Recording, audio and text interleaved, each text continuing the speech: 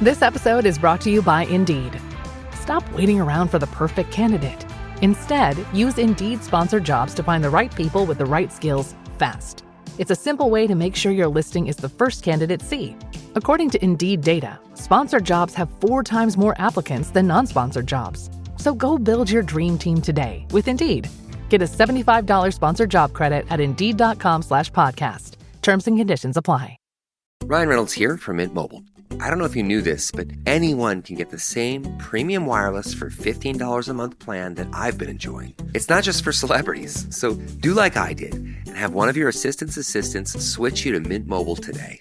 I'm told it's super easy to do at mintmobile.com/switch. Upfront payment of $45 for 3-month plan, equivalent to $15 per month required. Intro rate first 3 months only, then full price plan options available. Taxes and fees extra. See full terms at mintmobile.com. I can't wait for you to dive into this week's shows because we have 3 incredible shows that are from our best of lineup this week. Man, just some great stuff. But before we do any of that, want to do a great shout out to the men and women, our armed forces, keeping us all safe this last weekend. On behalf of the men and women at Navy Federal Credit Union and the team down here in the basement, thank you for making our life easier and for protecting our country. How about if we all go stack some Benjamins together, huh? Pre-recorded from Joe's mom's basement, welcome to another rewind episode of the Stacking Benjamin Show. Hey everyone, I'm Griffin the intern, or like my grandma yelled at me yesterday morning, Fintern, get up, you overslept again. If you're in Hawaii or Arizona, I'm jealous you didn't have to set your clocks back over the weekend, because I set 3 different reminders and I still get it wrong. Spring forward, fall back, spring forward, fall back. One day I'll get it right. For now, maybe I should take a lesson from today's Rewind episode with Ashley Whillans. She's all about time management and how to make the most of our time. COVID has changed the way we work and live, and her tips and lessons from last October are still true today. And she's an associate professor at Harvard, so after listening to this, can I say I took a class at Harvard? Wait, can I say that I went to Harvard? Nah, that's a little too far. Darn. This episode aired in 2020, so although some current events might still be the same, ignore any giveaways or mentions of current events anyways. Enjoy, Fintern out. Hi, I'm Derek, and when I'm not working on the hook for Joe's mom's next greatest rap album, I'm stacking Benjamins, baby.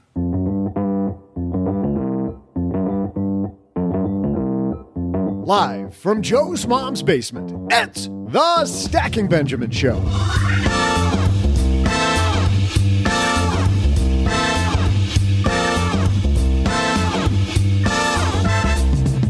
I'm Joe's mom's neighbor, Doug, and how much time are you wasting?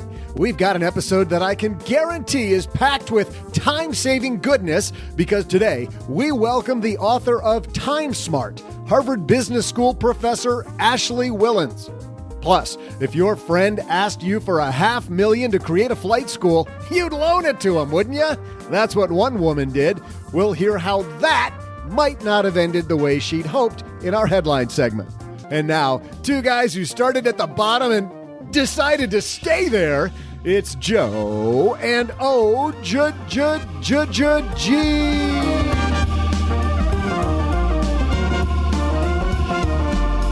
But it's warmer on the bottom. What? Nights are getting cold. I got to be underneath all the covers. What are you thinking about? Uh-huh. Yes. Gotcha. Hey, everybody. Welcome to... The rap song started from the bottom and I stayed there. Is that a rap song? No idea. It? No, I haven't. Sounds like a country song to me. Just before my dog died. Hey, everybody. Welcome to Monday on the Stacking Benjamin Show. I am Joe Salsi, High Average Joe Money on Twitter. And across the card table from me is the man, the myth, the legend, the OG. It's the appropriate amount of response. I like how I had that high enough that we can't even hardly hear you. How are you, man? It's Good. Monday. It's Monday.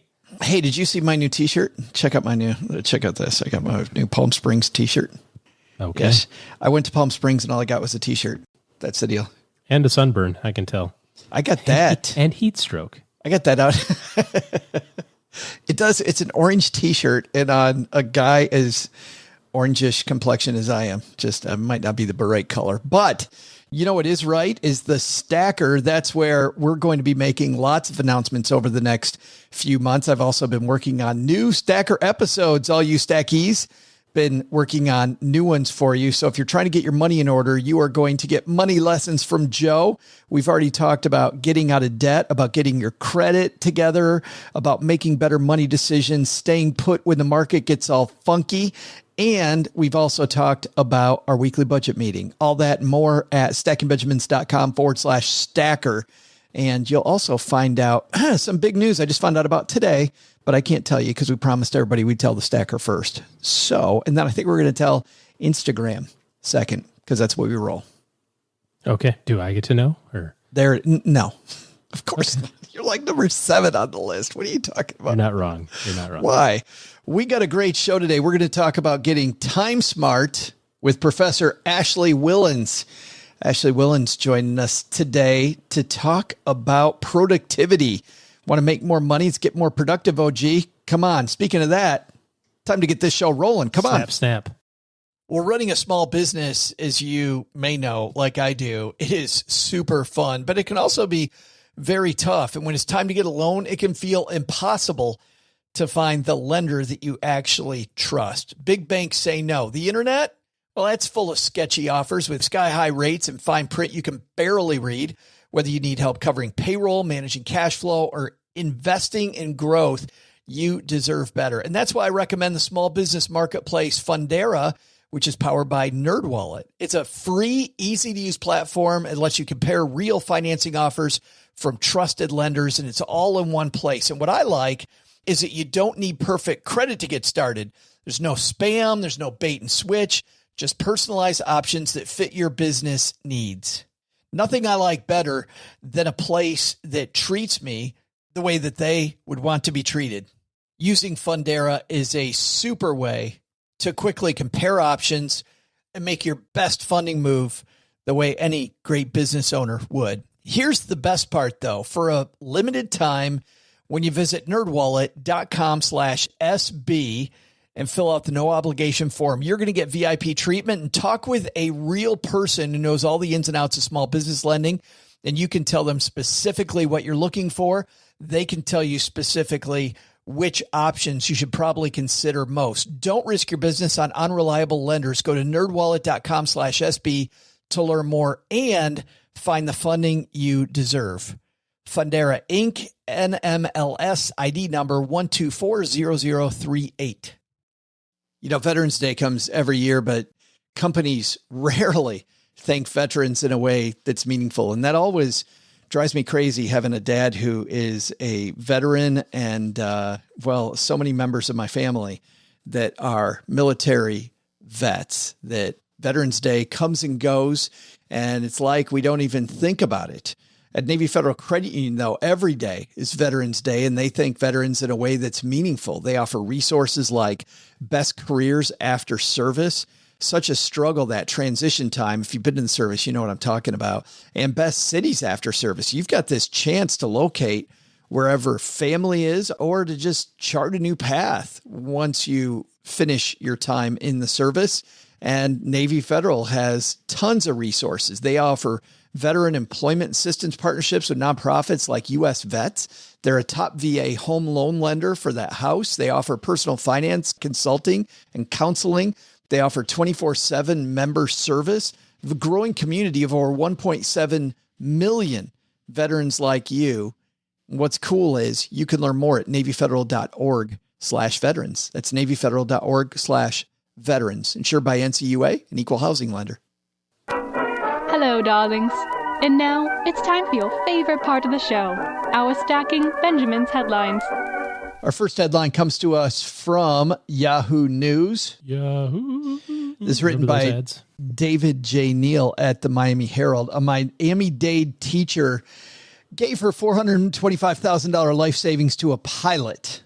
Miami-Dade County Public Schools teacher spent a career building $425,447 retirement nest egg. Licensed pilot Michael Atkins spent 3 years convincing her to loan it to him. Because, you know, when you're looking at your investment options, handing it to a guy to get his pilot's license is probably number one. I don't think they cost $400,000. Well, how great a teacher are you when you can't really do that math? Ouch. I think there's some something missing there. But Atkins will spend 4 years and 3 months in federal prison after pleading guilty to mail fraud and identity theft. Along with spending at least 85% of his 5-year sentence behind bars, Atkins is going to be required to pay restitution of $425,447 that he stole from his victim. Atkins met his mark, identified in the admission as DW in 2012. He lived with her in the home she'd owned for more than 20 years. And in July 2013, Atkins started All Points Aviation Associates and listed DW as a manager when he registered the company with the state of Florida. At some point, he convinced DW to retire, cash out her retirement savings, and loan it all to him, promising he'd pay her back in 2 months. Or did she just invest in the business that she was already a member of? Well, at first I thought, so this is willful on her part, right? Like she is living with the guy. So far, I don't hear any fraud. Oh, I hear maybe deception. Maybe he's a liar. The Florida Retirement System Investment Plan mailed her 3 checks. The first 2, $42,531 and $65,000, got deposited in All Points account. But the third check for $317,916 needed DW's endorsement, and they proved that Atkins went ahead and applied that, if you know what I mean, without her knowing. There's the there it is. There it is. Yes. Signing somebody else's name. Or maybe name. she told him to do it. She said, hey, I'm really busy. Why don't Just you sign my name. Just take care of it. Sign my name. No. Nope. Different. Okay. So he's going in jail for 4 years and he's on the hook for $400,000 plus interest probably. I get confused how people think this is a good idea. Handing one person your money. Just handing one person your money just doesn't. I mean, you hear about diversification, right? Number one, at least loan it to 8 different people who might rip you off. And then maybe one does. But taking everything you have and loaning it to one person so they can start their business, OG? Well, there's a difference between taking all of your own money to start your own business, and going out on a limb and going, hey, this is what I think it's going to, we hear all these stories about entrepreneurs who did that, right? They pushed all their chips. I'm going to do everything and here we go. But that's a lot different than what you're talking about here, which is obviously mail fraud. So, is it bad though that I do feel? I mean, I feel bad, but I feel like I should feel worse because there's just nothing about this that sounds like a good idea. Oh, it's all the retirement money I have, and even if it really was for the pilot's license or the starting aviation company, still. Why do you take all the money that you have and loan it to your buddy to start their business? Well, it sounds like she didn't, right? It sounds like she gave him $70,000 to start the business. That's true. And he stole the other $350,000. Decided the rest was on him. Yeah. Yeah. So maybe she was trying to do the thing. She's like, you're probably going to steal this from me, but only steal $70,000 or $100,000 or whatever it was. That is true. Probably much, much closer to the truth. I think lesson there is stick with investments that have some checks and balances behind them, I would think. You can lend money. Just be aware of what you're getting yourself into. But if it's also somebody that you are living with or a close friend, I think it still is great advice, that time-old advice, to consider it a gift. Oh, absolutely. 100%, yeah. Getting that money back in 2 months, probably not. Our second headline comes to us from TMZ, where we get all our heavy news. I was going to say, back to the other one, I don't think that guy had priced out aviation fuel because... Not enough money? $70,000 gets him, a couple of months worth. Needed to rip off a few more people to get that done. Maybe that was his plan. Second headline, of course, from TMZ, Kobe Bryant. This is going to sound really horrible, but at the beginning of this year, Kobe Bryant died. And it feels like ages ago feel like a long time ago. With all the horrible stuff that happened this year. And that was horrible and unexpected. That just seems like distant history. Remember the wildfires? Oh yeah. We've had the West Coast wildfires. The West Coast ones. Yeah. We've had murder ants or murder bees or murder something or other. Yes. Something that was going to murder something. Yep. Kobe Bryant's autographed floor from his final game. He signed the floor. If you remember, on the final game that he played as a Laker, they put his number 8 at center court, and he signed it. That hauled in more than $600,000. Last Friday, we had some fintech, and you and I didn't get a chance to talk about it. Rob from Rally was here. They take collectibles and they turn them into marketable securities. So they turn it into a company like a signed original first printing of F. Scott Fitzgerald's The Great Gatsby, as an example. They take those, Honus Wagner, very famous baseball card, take that, turn it into pieces, and now with not very much money, you can get a piece of that. I still think for the average person, though, reading TMZ, and they're like, dude, I would love to have this floor. I mean, just imagine having this floor, and imagine how much that's going to be worth in 20 years. No assurances. I mean, number one, we heard about the woman in our first headline getting ripped off, taking less than $600,000 and handing it to somebody who didn't use it the way that he said he was going to. But I think also if you only have $600,000, probably not buying a basketball floor. Yeah, buying the Kobe floor, probably not what you want to do, even if you're a huge fan. Yeah, I think this is the zone for people that have throwaway money. I mean, even if it's for charity, right? Even if they're donating the money and then the money actually went to charity, which is great. You still have to, how much money do you have to like donate 600,000? It's a number greater than 600,000. That's for sure. Well, I think if you think of maybe 5% of your money is fun money, I mean, we're looking at more than $10 million, right? Yeah. In terms of net worth, where I start going, yeah, okay, I can see. Really though? If you had $10 million, you spent $500,000 on one thing. No, I probably a collectible. I probably still would. And you know, the other thing I think, I mean, maybe like a Van Gogh or something, right? But not a floor.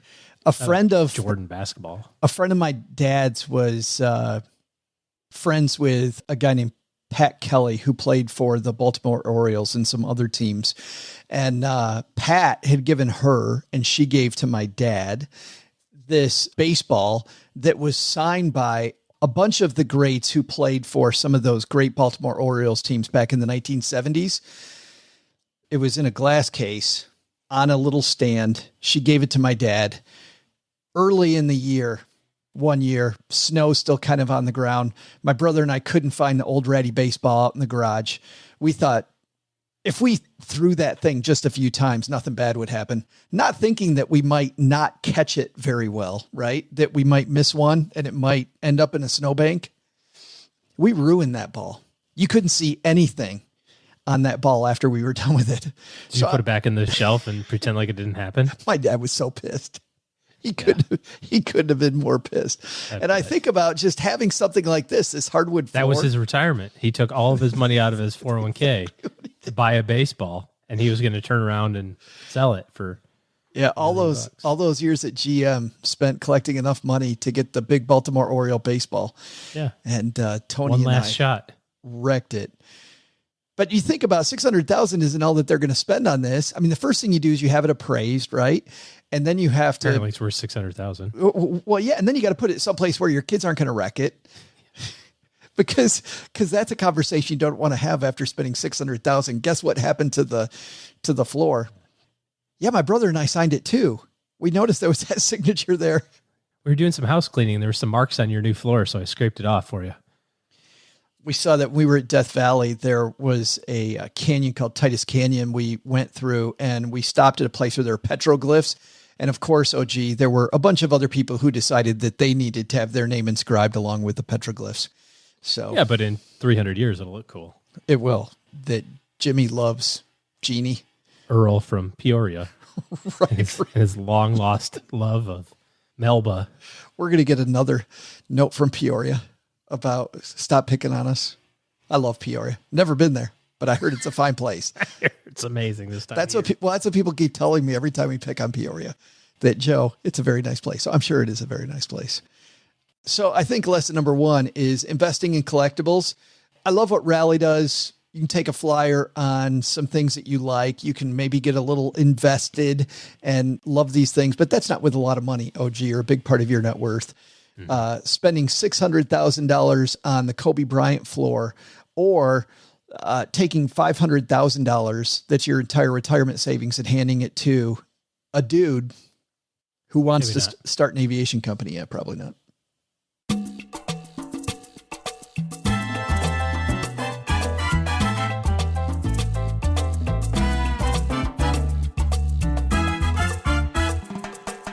Well, our guest today is a leading scholar in the time and happiness research field. Ashley Whillans is an assistant professor at a little university called Harvard.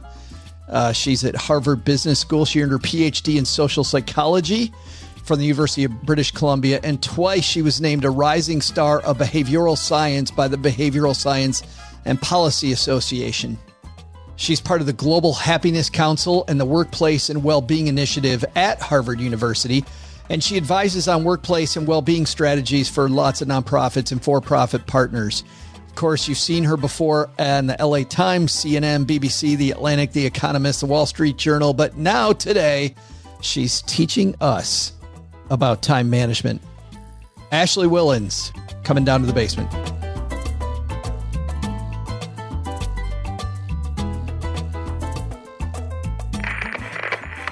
And on my dad's shortwave, it's our new friend, Ashley Whillans. How are you?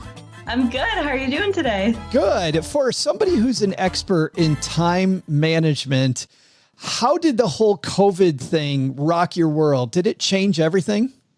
Well, I think it changed everything for everyone, but someone who's related to time, it meant I was doing a lot more research than I usually do, trying to figure out how the heck we were supposed to navigate our time demands in this new forced experiment in working from home. I think it becomes harder, doesn't it? Because there's no boundaries anymore. Exactly. So that's one of the things that is coming up over and over again in our research is we took for granted that we had breaks, boundaries, transitions. Our commute, of course, was always a source of misery. And I talk a little bit about this in the book. But actually, we need a commute to transition from our personal lives to our work lives and back. And so we're missing all of these natural breaks that would come up in the middle of the day over lunch or chat with a colleague in the hallway. And we're in back-to-back-to-back Zoom meetings. So that's one of the key tips that we're finding during this time is build in those breaks, build in fake commute time and walk around the block if you have to, because these breaks and boundaries and transitions are so important for our feelings of happiness and satisfaction. That's interesting that you say that, because I was just reading literally this morning as we record this, Microsoft Teams just built that into their app. I don't know if you saw that, where they're building in this. I did. Yeah. Instead of commute time, you must have loved that. You must have thought that somebody's singing off your song sheet. I did. I was like, yes, someone else is doing this too. We want to make technology work for us and not run our lives. I'm glad you brought up the book, because in your introduction to the book, this topic really hit me. You make the point that we have to learn whether we value time more or money more. Why do you start there? I start there because it's good to know what our general default is. So in the book, I talk a little bit about two hypothetical people that are questions that I pose to hundreds of thousands of employees all over the world. And the two hypothetical people are Taylor and Morgan. Taylor values time more than money, is willing to give up money and work hours to have more time. And Morgan values money more than time, is willing to give up precious time and paid vacation to have more money. And I think it's a really important place to start a conversation around time affluence and financial affluence, and to gain more recognition that often the decisions we're making around work and productivity have consequences for how much time we have and how we spend our limited available time. I love case studies, and you have a couple right at the beginning of your book. Tell me, I love the story of Tom and Nicole, first of all, because I think this illustrates exactly what you're saying, Ashley. So Tom and Nicole are two figures that are based on people I know in real life. And the general premise of Tom and Nicole is that Nicole recently was promoted and Tom gets an invitation from his boss. He's going to get to take a vacation, a dream vacation to the Swiss Alps, and he invites Nicole along. Nicole says, I have paid vacation I could take, but I probably shouldn't take that much time off work. I did just start. I mean, I could, but I shouldn't. So I'm going to decline this amazing free vacation that your boss is offering us both to go on. So Tom takes his sister instead. They have a beautiful, magical trip, as one might imagine. And they talk about this trip all the damn time, in Nicole's words.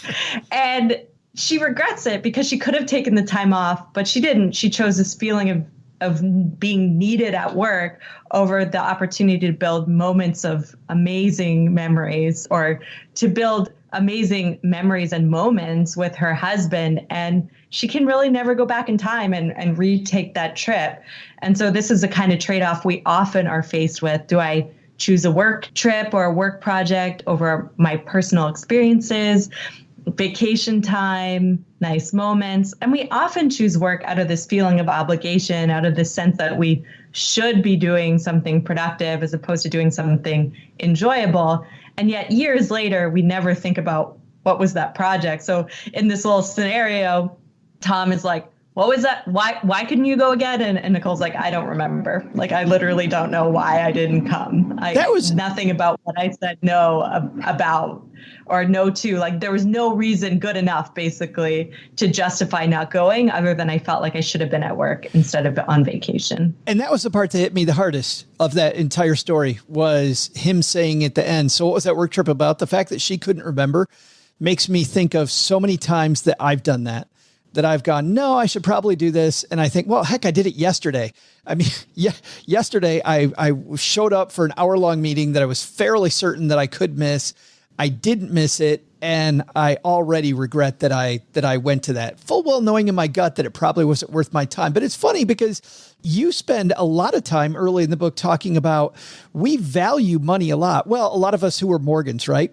We value money a lot, but we kind of throw away our time like we're just throwing it out the window. We don't think as much about that. Absolutely. So there's a lot of research suggesting, unlike money, we're very careful with even losing small amounts of money. $10, we're sensitive to that loss. It feels like a visceral loss.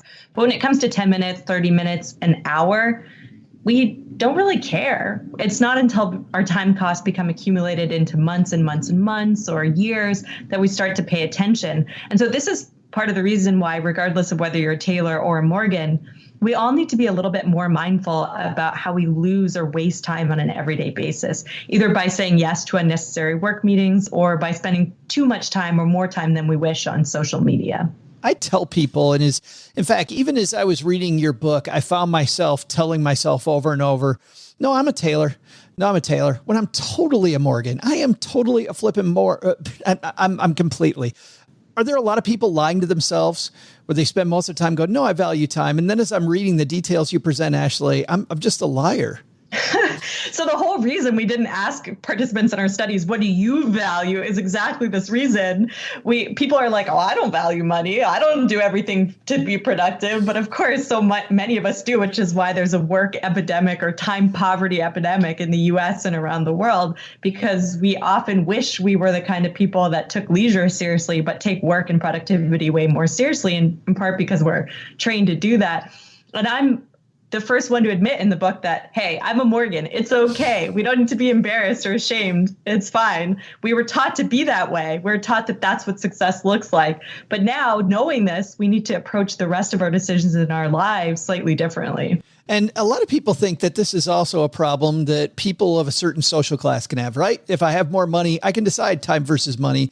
You also, in another case study, talk about this young woman in rural India. Tell me, by the way, about finding her, because for her, time is as valuable as it is for Nicole and Tom, who we talked about earlier. Yeah, so this idea of time poverty, which I do want to define quickly, is this feeling of being overwhelmed by the demands of work in life and not having enough time to do all the things that we want to do or have to do. In a U.S. context, I find that 80% of working Americans, regardless of how much money they have in the bank, report feeling time poor. So this is an affliction that affects all of us, regardless of how much money we have in the bank, maybe for slightly different reasons. So Usha is someone that I studied in rural India, and I have a whole bunch of projects outside of a U.S. context in Kenya and in India, trying to understand how time poverty affects people who are financially constrained. And Usha travels 10 to 12 hours to collect water each and every day. This means she can't go to school. She has to spend a lot of time on chores. And just by removing that chore, removing that burden, she's able to go to school and to think of a financial future that she might have not otherwise had. And so this is an example I talk about in the book to paint this picture of time poverty, not just being about white collar employees frantic on email. This is a problem that affects all of us. And if anything, my research suggests time poverty afflicts those who are financially constrained more than people who make enough money to buy themselves out of chores or buy themselves into more positive experiences. So time poverty is something that affects all of us. And if anything, affects those with the least, the most in terms of happiness and educational opportunity. I could feel her being trapped much more than I could feel Nicole being trapped by her job. I felt to some degree Nicole was trapped by her job because she felt like she had to, the pressures, the demands that you talked about, but she seriously doesn't have an option when she really wants to be a teacher, but she's not sure if she has time to do that. Yeah, exactly. And so this feeling of being overwhelmed by life's chores, by being trapped, this time tax that we talk about, there is no way out of it for many people. And that's not just Usha living in Rajasthan, India. This is also single moms in the US struggling to make ends meet, struggling to try to find a job to put food on the table. When everything in your life is very urgent and important, and you have to do whatever it takes and stand in whatever line or search for endless amounts of hours for employment, this creates time poverty. That means we can't look toward the future to think about obtaining longer term goals. We have to focus in the here and the now myopically to solve the problems in front of us. Before we look at some of the time traps, I want to put just a little more leverage behind this discussion, because I can envision somebody, they have their listening device on, they're walking the dog or doing whatever. And they're like, okay, Ashley, Joe, this sounds really cool. I'll think about this later. But you talk about being a tailor versus being a Morgan. There are some true consequences to our health, to our overall well-being. Can you talk about some of those statistics for a moment? Yeah, so people who value time over money, in all of my data, nationally representative, countries all over the world, wealthy, less wealthy, men, women, other identifications, other like employment, personality, doesn't matter who you are, where you came from, controlling for all of those things. Tailors experience greater overall happiness in their life. They experience greater social relationships. They report greater physical health. In some of my lab studies where we're watching people's behavior, so they're not self-reporting on their behavior, we're watching them engage with the world. People who say they value time over money spend 18% more time engaging in social interactions with peers, which we know are a critical component of happiness. Wow. And they're also more likely to volunteer, to be civically engaged, to stand up for the things that they believe in, for the causes and for the people that they care about. So prioritizing time over money enables us to be more pro-social, to be the kind of person that we always want to be, that we imagine being in our minds. Because when we focus on money, we focus at efficiency, often at all costs. And it doesn't leave us enough time or space to meet other goals in our life that are important to us. I was surprised to see when you start diving into all these traps that we're trapped in, the number one trap that you have is technology. And yet, as you know better than I do by far, all these technological solutions, Ashley, were created to make it easier, to make it so that we have more time. And yet you're saying that technology is a huge problem when it comes to time. Yeah, so this is known in the academic literature as the autonomy paradox. Technology was supposed to free us from the office, and now we take the office with us 24/7. Technology is not inherently good or bad, but it is trying to take our attention. So we have to be very mindful that our technology has maybe different goals in life than we do. It wants us to be on it, using it all the time. And to live a time affluent and happier life, we need to be able to manage our technology so it's not managing us. One of the major factors that drives time poverty is what I and other researchers call time confetti, which is this idea that we have actually more leisure than we used to, in part because technology enables us to do things more efficiently in our work and personal lives. Yet we feel like we have less of it, in part because our phones, our emails are constantly disrupting the time available to us. So that 1 hour that we used to have uninterrupted to enjoy a walk, to share a meal with someone we love, is now getting fragmented into small distractible units of time that are easily squandered and lost. Now, not only does that feel uncomfortable in the moment, it also creates what I like to call, or what psychologists call, goal conflict, which is instead of being able to relax and enjoy that nice meal, your phone reminds you of all the things you have to do at work. Yeah. So now you're like, oh, well, should I even be engaging in this leisure activity in the first place? Maybe I should go back to work. And so this sense of goal conflict is also what creates stress. So being able to manage our technology to really check out when we're trying to engage in leisure or when we're trying to get focused work done is a really important strategy to living a more time affluent and happier life. Yeah, I love that you said that because I do want to try to layer in just a few solutions. You have lots of solutions in your book, and obviously we're not going to get to all of them. But one solution that I really liked is that I will find myself, as much as other people do, with what somebody the other day referred to as the scroll of death, right? I'm sitting on my phone. Doom scrolling. Right? Just hoping that the next one is less depressing than the one before, right? And it never comes. It never comes. And you make a point that active leisure time, in your studies, active leisure time beats the hell out of passive leisure time where I'm scrolling away.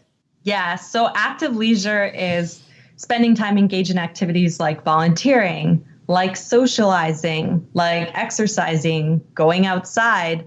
Passive leisure is watching TV, doom scrolling, relaxing, napping. Those things are important too. But if you want to maximize the happiness benefit of the next 30 minutes, my research and other research suggests you want to spend that next 30 minutes engaging in something active. It's similar with social media in general. So when you even look within the category of social media consumption, spending more time engaged in passive uses of social media, the doom scrolling we were just talking about, is linked to lower happiness and greater stress, whereas using social media as the connection tool that it can be is good for happiness and good for connection. We want to reach out, use it to communicate, to have conversations that are meaningful. And that's when social media is likely to produce happiness benefits. More time saying happy birthday, sharing pictures, commenting on other people's happy pictures, less time just looking for the next thing. Absolutely. Trap number 2 is the money focus that we already tackled a bit. So I want to move on to time trap number 3, and that's undervalued time. And I'll tell you, you have an analogy that you use talking about taking a red eye. I have to tell you, I did that one time when I looked at the price. I looked at the price of a hotel the next day. I looked at the price of a flight the next morning versus I'll fly from Seattle back to Michigan where I was living at the time and I'll take the red eye. That was a horrible flipping idea, Ashley. That was just a rotten idea. And yet we look at money much, much more than we do time in that instance. Yeah. So what first comes to our mind is how much money is this going to save us? And we often forget about the amount of time it's going to cost us. Those financial savings are coming from somewhere, and they're often coming at the expense of our time. You can even think about this in the present moment with research about products. So how often do we catch ourselves researching different products that are going to save us $2 or $3 for hours? That's hours of our time we could be spent in more active and happier ways that probably didn't, our hourly wage probably is far exceeds the amount of savings we got from, saving $1.99 on a toothbrush. I mean, if you like it, that's one thing. If it's bringing you joy, maybe do it in small amounts around certain purchases. But oftentimes it's coming at the expense of having a meaningful conversation with your partner. At least in my household, that's when the research gets in the way of having a nice chat, in the evening. So you want to be thinking, is this coming at a cost to a personal relationship? Could I be doing something else at this time? And so often the answer to that question is yes. Even as you're talking, I'm thinking coupon clipping, which we discourage people from doing. Same thing, because the amount of time you're saving or the amount of money you're saving versus the amount of time, in the old days, getting the scissors out or even now going from place to place to place, just not worth it. Yeah, absolutely. Number 4 is one that I'm guilty of this. And I learned this specifically from my mom. Busyness is a status symbol. I totally like being seen, Ashley, as the busy dude. It's a problem. You're not alone. In the US, in particular, where some of these studies were run, being seen as busy and having no time in your calendar makes you seem more important, even more attractive. Yet in Europe, it's completely the opposite. So if you run this study in Italy, people think that the busy person is stupid. Why would I want to be that person? And then the person that's enjoying themselves, spending more time drinking wine on a patio, they're the one that actually has life figured out. And I think as a society, we need to move more toward this mental image of success being the person who spends more time drinking wine on a patio. If that's my biggest takeaway from this conversation, That's fantastic because I would love to just move to Italy. If the solution to all this is move to Italy, I'm definitely in. The fifth time trap that you have is idleness aversion. I kind of feel like this is yin yang, right? That because we're so busy trying to be busy that when we get a free moment, we can't feel good about the free moment because we're supposed to be busy. Is it part of the same thing? Yeah, so it's very similar, exactly along the lines of what you're saying. Now, very interestingly, idleness aversion, or this feeling of not being able to sit still, comes from those psych studies, which I talk about a little bit in the book, where people, US high achieving college students, would rather give themselves mild electric shocks than be left alone in a room with only their thoughts and no technology, which I absolutely love. I think it's hilarious, that study. And also, it's because we're so busy. So this idleness aversion gets worse when we feel overwhelmed, which so many of us do. So when we're feeling busy, we want to look busy, we take on more tasks because that feeling of saying yes gives us some sense of false control over our schedule. So this mere urgency effect is particularly dangerous for people like so many of us who already feel time poor, because it makes us say yes or take on low-level, unimportant tasks that might drive us away from having more time to spend on more meaningful pursuits that involve a little bit more time and longer term planning, because we're looking for that initial boost of confidence that we get from saying yes to someone or checking a low level thing off our to-do list. I love the fact that you start there. Let's get into some conclusions. We can grasp at the leaves of the situation, but really, how do we get right to the root cause? How do we begin to attack the idea of maybe giving ourselves more time? It's one thing to know that time is our most valuable resource, and it's another thing to live it, to live our life as if it is. And so what we need to do is start creating strategies and tactics in our own life to create more time for active leisure, for more time so that more time to engage in the activities that we want to be doing or we should be doing. So very simply, the first strategy we can take is to find time.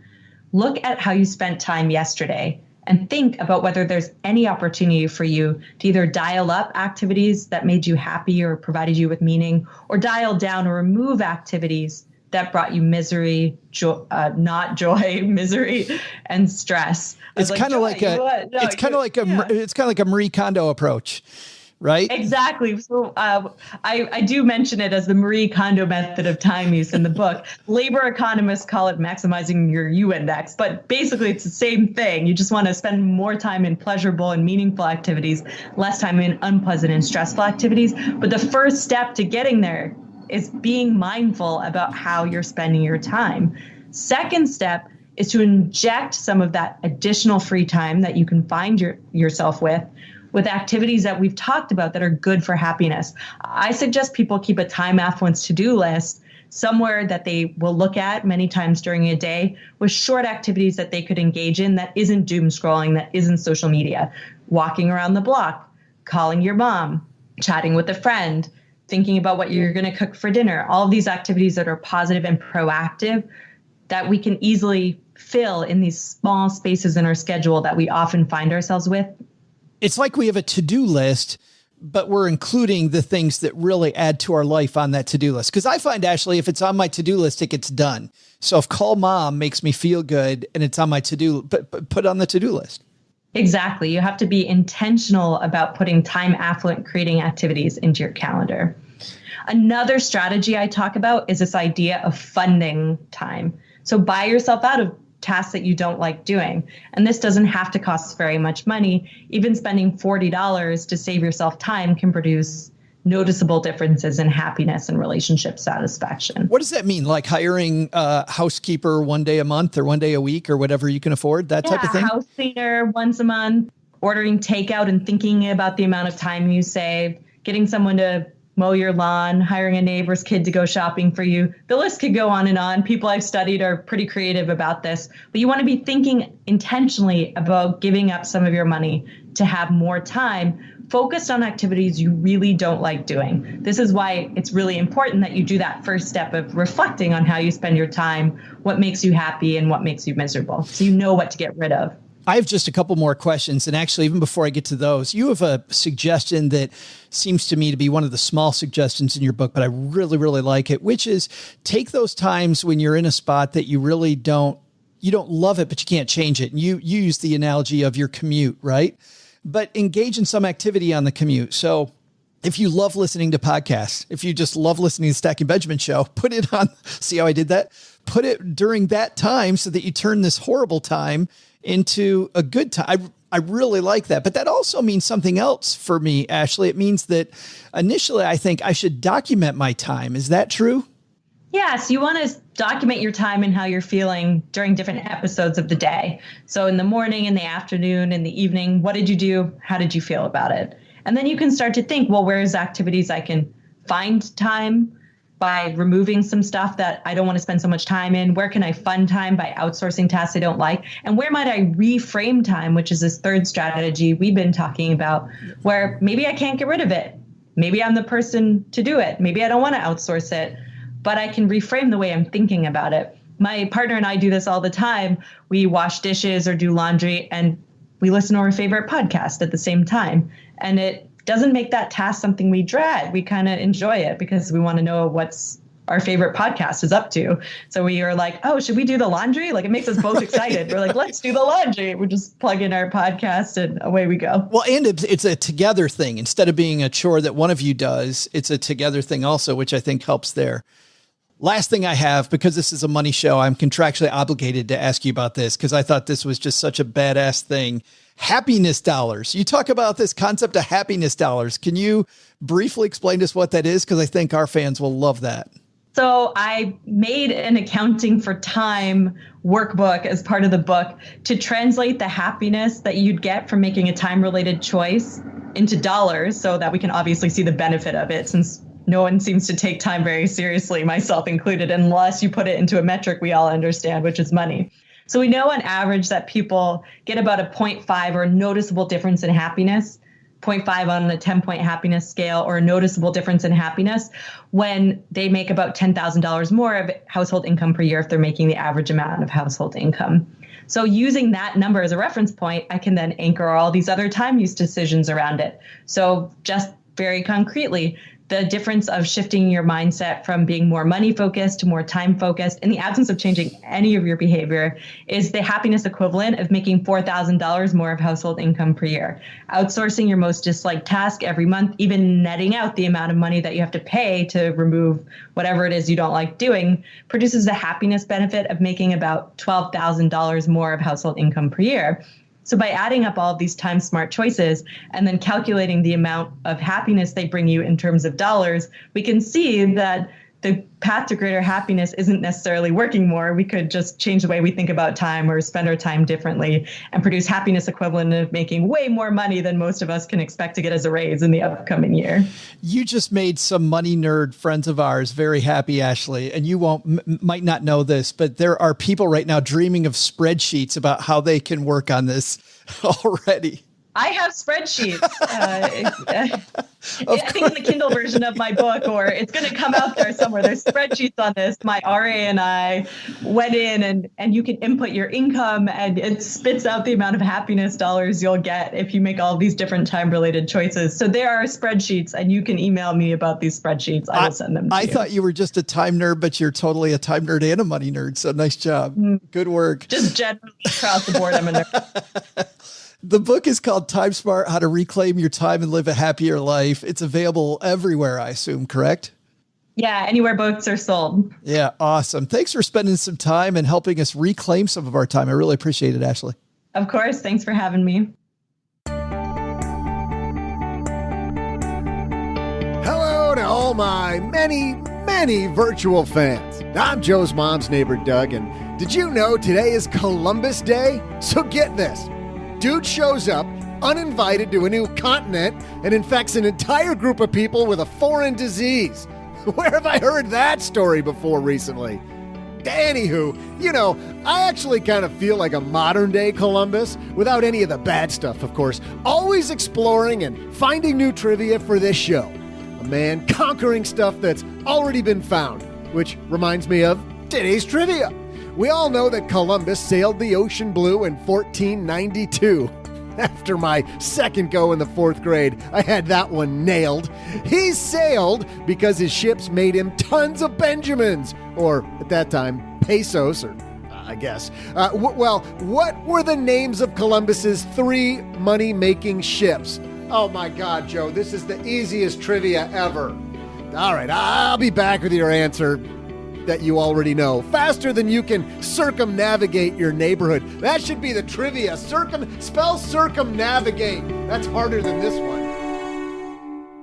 Well, there's nothing that relieves stress more when you have had a long day, you are completely fried, and you're thinking to yourself, maybe I'll just go out to dinner. But then you think about all those calories, all that money out of your wallet, and then you realize that you can eat healthy because you found Factor. Factor is ready in 2 minutes. Factor shops, preps, cooks, and delivers straight to your door, so you have more time for everything you love this spring, and you don't have to worry about eating healthy and going outside your budget because you've got the food sitting there in the fridge that you had pre-planned. What is Factor? Well, Factor has meals built around your goals, whether that's weight loss, overall nutrition, more protein, or GLP-1 support for strength and workout recovery. Check out Factor's Muscle Pro collection. Every meal's crafted with functional ingredients, lean proteins, colorful veggies, whole foods, and healthy fats. Factor bans 175 plus ingredients.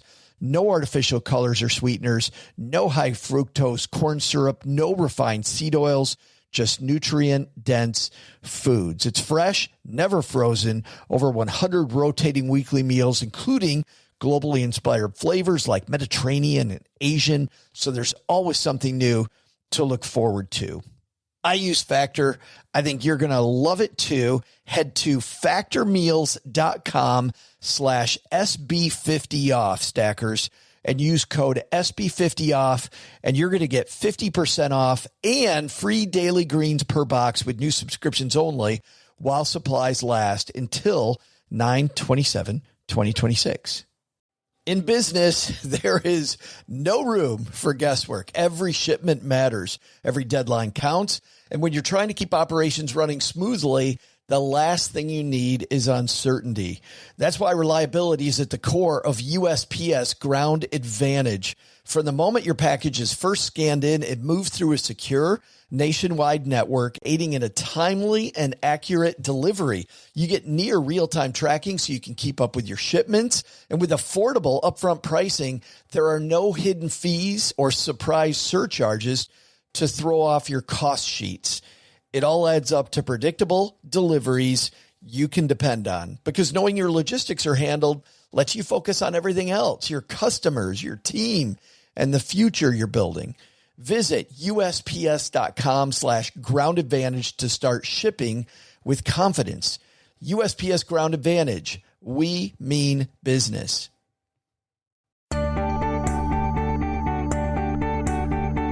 Hey, stackers, it's your trivia pal, Joe's mom's neighbor, Doug. So get this, not only does our boy Chris totally show up unannounced back on this date in 1492, but get this, he wasn't even the first guy from Europe to discover the New World. This dude who played a sweet guitar named Leif Erikson had already discovered the American continent a full 500 years before Christopher Columbus. Of course he too discovered that there were some people already here. Yeah, but that's beside the point. And don't forget about our boy Amerigo Vespucci. Leave it to Columbus to take credit for other people's hard-earned accomplishments. Reminds me of a couple of guys around here. Kind of sounds like 2 podcast hosts I know of.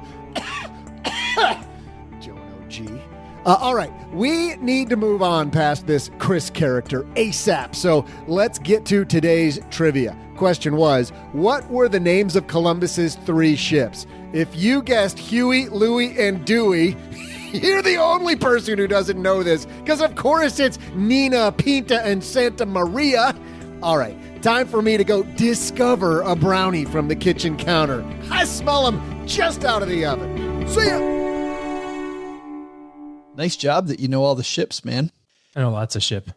Hey, OG, let's throw out the Haven Lifeline and tackle some of life's most important questions. Our friends at Haven Life Insurance Agency, they put what you value first.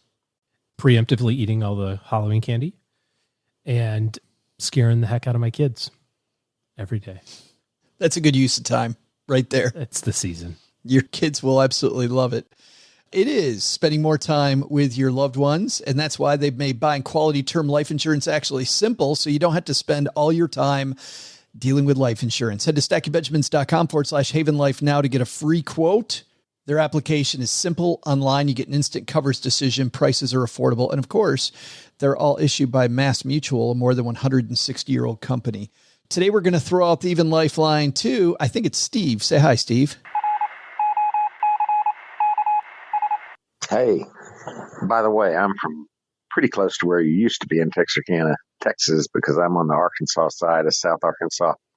But bauxite, man, that is all Arkansas. In fact, there's a town named Bauxite, Arkansas. Bauxite is the mineral that aluminum is made from. And both Alcoa and Reynolds Aluminum had their starts in Arkansas. I'm a chemical engineer, and I turned down job offers from both of those two companies. But to work in oil, which is where my heart lay. But anyway, that's all you need to know about bauxite. This is Steve from Arkansas, signing off. Steve, thanks for that. And yes, on a show a couple of weeks ago, we were joking about bauxite and about not really needing to know more about bauxite. But Steve said no. No, thank you, OG. We're going to go ahead and make sure that we know everything there is to know about bauxite. Okay, then. And now you know. See, people keep saying that you don't learn anything listening to this show, and then Steve calls up and totally teaches us about bauxite. It's wonderful. It's a community-driven show. It is. Thanks, Steve. And it's the easiest question I've ever had to answer. Man, do I miss Texarkana, by the way. Completely miss Texarkana. A ton? Yes, absolutely. Good friends. Good friends there. Hey, thanks to everybody for hanging out with us today. Also, thanks to anybody who's left us a review of this show. Helps people know what the heck they're getting into when they listen to Stacking Benjamins. Mom's got this one on the fridge, by the way, from Smitty35. You got Joe's laugh will make you start laughing. And then you've got OG with this sense of humor. It'll make you laugh even harder. But for the most part, this podcast is a must listen to podcast. 5 stars, OG, from Smitty35. All right. Thank you very much for that. And by the way, if you know somebody who's not great at time management, maybe even better than leaving us a review, just lean over and go, hey, maybe listening to this Harvard Business School professor might be a great idea. And then you can tell them later, you're welcome. Because not only did we deliver that, Steve taught them about bauxite, which I think 2 highlights in the same show. We're getting dizzy. We talked about Kobe Bryant. All over the board. It's a Monday. You could tell it's Monday here in the basement. All right, everybody. That's going to do it for today. You've got limited time left, by the way, if you want help from OG and his team this year. So head to stackingbenjamins.com/OG if you need to get on his calendar for better financial help. That's not for questions to the show. OG and his team are now taking clients, but that deadline fast approaching. I'm just waiting for OG to give me the stop as I launch into the sentence, and he's not doing that today. But I'm sure that's coming soon. All right, stackingbenjamins.com/OG for that. That's going to do it. We'll see you back here on Wednesday, OG. Doug, you've got it from here, man. What should we have learned today? So, what should we have learned today? First, take a lesson from our headlines. Having people between you and your money can help save you from making catastrophic mistakes. Second, take a lesson from John Hope Bryant. The American dream is still alive and well, and there are always ways that we can improve our station in life. But the big takeaway? If you're a native, don't trust the white guy who shows up with 3 vehicles with bougie names. No, Chris, I am very sure we do not want to see the record collection back on your ship.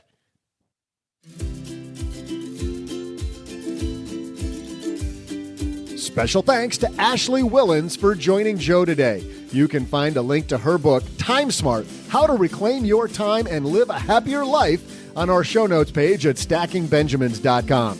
You can also find Ashley at awillans.com. This show is created by Joe Salcihai, produced by Richie Rutter-Reese, and engineered by the amazing Steve Stewart. Online, visit us on Twitter at SBenjaminsCast or on our Facebook page.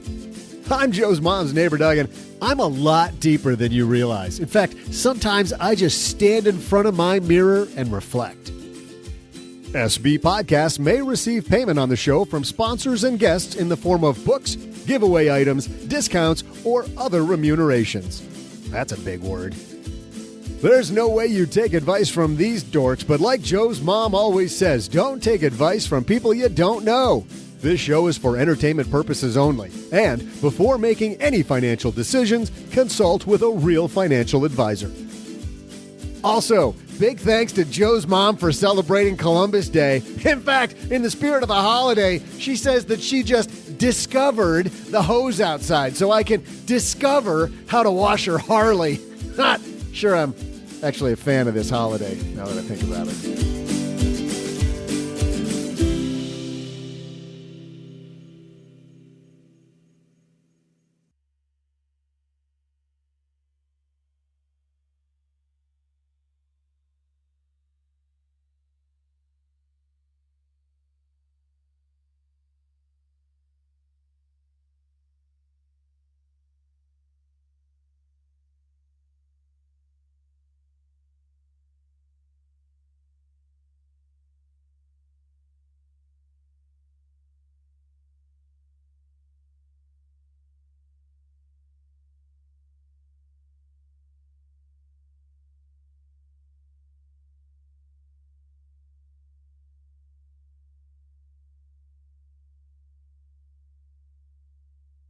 Welcome to the after show. This is the part of the show that doesn't exist. I heard it was movie time. It is movie time. In the Joe household. Did you see, sadly, Regal Cinemas shut down? I think they're coming back. They're still going to own the property, but they're just shutting down because nobody's going to see movies. Yeah. And companies aren't coming out with movies. And I read something last week. They're making new streaming stuff at such a slow pace right now because a lot of people don't want to work in close proximity that way, that they're even running out of streaming content. Imagine what happens. I've seen all of it. I've watched all of Netflix. Is that what you're telling me? No, I read that same article. They said that they were, as soon as they announced that the Bond movie was going to get punted from the fall to next spring, they're like, all right, we're done. Because that's all they could have hoped for, was that there was a big showing for Bond and a big showing for Top Gun. Yeah. In fact, Fast and Furious then immediately said, we're not going until next year. I feel like I missed something, by the way, because I remember the first Fast and Furious coming out going, that's not my kind of movie. But when you have 6 of them, you start going. I think they're on 9, dude. Maybe the joke's on me. Yeah. They're good popcorn movies. At this point. They're good popcorn movies. Like the Tokyo Drift one, not good, but all the rest of them you can sit there and watch and whatever. You got something against the drifting cars? You don't like the drift? I do. Yeah. Yes. Yeah. As I understand it, I'm just reciting what someone else told me, by the way, because I've never seen all of them. But somebody else told me that it just didn't fit the storyline. Like all the rest of them have the same people in it. Well, the fact there's even a storyline for that movie impresses me. Hey, Vin Diesel and The Rock, they are performers, yo. They're pros. You can take that to the bank. Dwayne Johnson, I'll take. But Vin Diesel, did you hear about their spat? No, I don't. Those guys, the last Fast and Furious had a big blow up because Vin Diesel apparently, like, I don't know these guys, so this is all crap you read, but Vin Diesel shows up late to everything, probably needs help from a time management expert. Just listen to Vin. We can help you out. Just listen to today's show. But he'd show up late all the time and he would goof around and wasn't professional. And Dwayne Johnson finally had enough and said, dude. So that's funny that you bring that up because I follow The Rock on Instagram because he has epic cheat meals. And he posted a picture a couple weeks ago of his gate for his house being like completely broken. And he said the power went out. He had a meeting he had to get to and he was not going to be late. So he ripped the gate off. So he just ripped it off. He ripped it off. Yes. I've done that before. Haven't you? He's like it was like this big hydraulic gate. He said the guys showed up and were slightly distressed by the fact like that a human like Hulk smash, he just like bent the metal. Like, okay. Just think about how much money that meeting must have been. Because for me, it'd be like, yeah, I can't do that because that's a ton of money. For him, he's like, nope, this is an $8 million meeting or $20 million meeting or whatever it is. Forget it. You know, tequila's pretty good. Teremana. Bueno. Haven't had. I didn't even know there were good tequilas. Oh, yeah. I thought tequilas weren't that great. And then we were in Cabo. I remember I was in Cabo last year. Went to Cabo. Can I tell you about going to Cabo? They had this tequila cart come around. And this dude, by the way, don't do the tequila cart. Just rule of thumb, the tequila cart rolls around the Mexican restaurant. Do not get involved. I mean, don't get me wrong. I learned that there were some just badass tequilas that went down really smooth. Especially super after smooth. Like the 6th or 7th one. Well, yeah, but what I didn't realize was the price tag that came with every. Oh, yeah. Yeah. No, say no to the tequila cart. Just saying. Okay. Found out that was lesson learned. And by the way, that was night 1 at this resort we were staying at.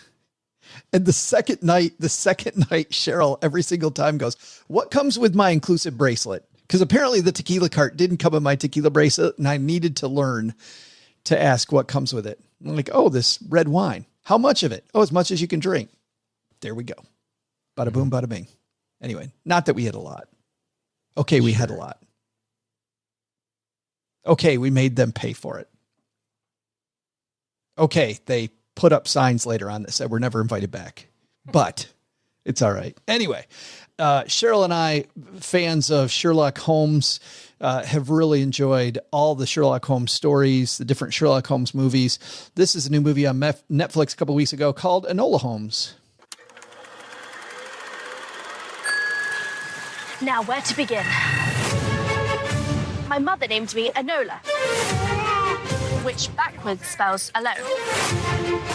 And yet, we were always together. And it was wonderful. She was my whole world. Which leads me on to the second thing you need to know. A week ago, I awoke. Mother? To find that my mother was missing, and she did not return. I'm presently on the way to collect my brothers, Mycroft and Sherlock. Yes, Sherlock Holmes. The famous detective, my genius brother. He will have all the answers. Enola. Where's your hat and your gloves? Well, I have a hat. Just makes my head itch. And I have no gloves. My God. A wild woman brought up a wild child. So the brothers are horrified when they meet their much younger sister, Enola, early in the movie. And the reason they met her is because mom has disappeared and they can't figure out why mom has disappeared. And to quote, I don't even know if this is a real Sherlock Holmes quote, but it's a quote everybody always associates with them, that the game is afoot. Oh, gee, the game is then afoot. So they begin looking for the Holmes matriarch, Sherlock and Mycroft, and the star of this show, the younger sister, Enola. Enola is played by the same young woman who played, it's funny, I'm thinking about Stranger Things. Does she play 11 or 13 or whatever the number is?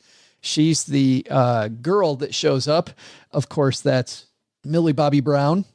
Sam Claflin, you've seen him in everything, plays Mycroft Holmes. Henry Cavill plays Sherlock Holmes. And one of my favorite actors, Helena Bonham Carter, plays mom who goes missing. It was funny. We were really tired. Really like Sherlock Holmes stuff. Looked like it might be a fun ride. And that is exactly what it was. This, I think, OG, is a good family movie. I think if your kids are older than 8 or 10 years old, it's just, if you're looking for a Friday night family movie in front of the television, since we can't go into movie theaters, this is probably the one. I thought that Henry Cavill, I don't know that I've ever seen him in a role where I thought he wasn't boring. He's not a great Sherlock Holmes. Like, I rate all the Sherlock Holmes against each other. Benedict Cumberbatch was a fantastic Sherlock Holmes in that series that they had. Yep. But Henry Cavill just, not, I understand why he gets these roles because he's a heck of a handsome dude, but he is so boring. But the guy that plays Mycroft, Sam Claflin, and so many things I've seen this guy in, he's always great, no matter where you see him. He was in the Hunger Games. I saw him in the miniseries well over a decade ago. The one where they're building the church. Somebody's yelling at their device right now. Anyway, I'm not going to get that one, but it's he was in Pirates of the Caribbean, Pillars of the Earth. That's the name of it. Had to go back and look for that. He's been in Peaky Blinders. The guy's been on everything, but very good show. Very, very fun. Rotten Tomatoes gives it a 91%, which I thought was super. Surprisingly good. Of course, IMDb gives it a 6.7, which is surprisingly bad. I would put my analysis right in the middle, man. So there we go. Enola Holmes for the win. Okay. I'll go check it out.